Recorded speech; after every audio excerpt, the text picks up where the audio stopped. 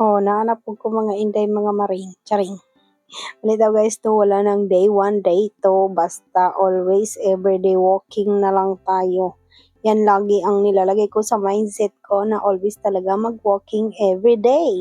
Kay dili na ta maghuwat na matiguwang pata, kaya mentras bata pata kusog pata maglakaw-lakaw, mag-walking ta ninyo para sa tuaning health. Dili ni sa ingon nila, oy mag-walking, mag-exercise para sa pa-sexy, dili oy. Kini nga mo walking lang gid ni siya. Dili ni siya ingon nga magpa-sexy or mag-unsa pa na diha. Ang importante ay naatay disiplina sa atong kaugalingon, natay exercise, timbang-timbang lang ba ang pagka-sexy ay unsa na siya kanang bonus na lang siya ba. Kaya kini nga mong walking para for the health ni oy, dili ni siya ingon nga kay magpa-sexy, magpainana, dili. Kini amo na ning himuon nga everyday na ba namo nga maintenance ba kanang walking ba kay para magmatiguang na ta no. Dili ta inom og bulong na kay maintenance ginainom, wala, dili ta ganahan anang mga maintenance. So kay pagkaabot na mo gikan sa walking syempre kay wala pa man sulod atong tiyan, gigutom na, giguslaan na. Okay na kayo kay black coffee o isa nga monay, wala man Nutella. O okay na akong pamahawana, okay na akong paminaw, pwede na pud magsumba-sumba inig human nato og pangapi.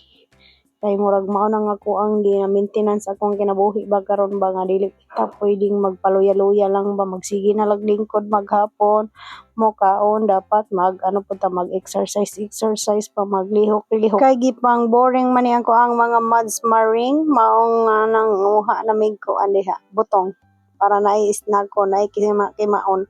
Wala mi mag walking hapon na no kay init kaayo ang singaw sa kalsada, maong nagkuha na lang mig butong or silot diri sa waray. Nanguha mi sa mo ang gitanong charis.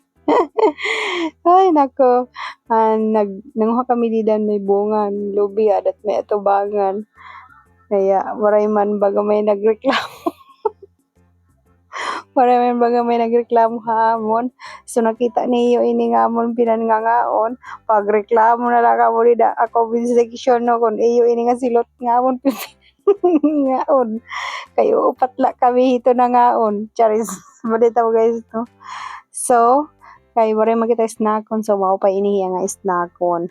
So naghalo-halo na pud ato ng istorya diri na Binisaya, na Tinagalog, na Winaray-waray. So okay lang na kay wa man magreklamo si Mita. Ikaw ra nga nagtan-aw magreklamo ug nakasabot magkasa ko ang voice over karong adlaw.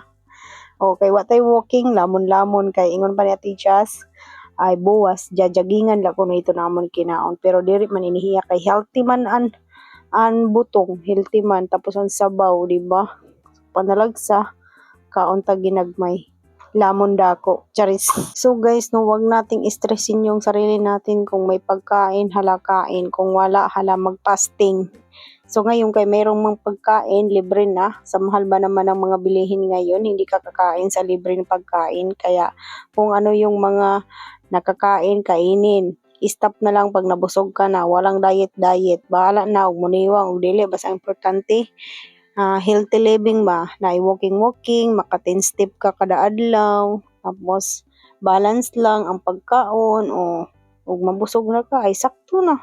Huwag magpalabi og kaon kay mahal ang maintenance, mahal na tanan karon mga paliton, kaya kailangan natin mag-maintain na lang sa atong pagkaon.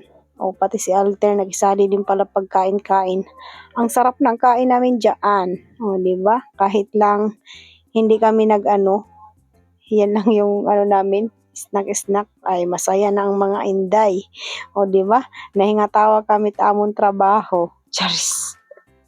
Na-enjoy gihap namon an amon Easter Sunday. O di nakasala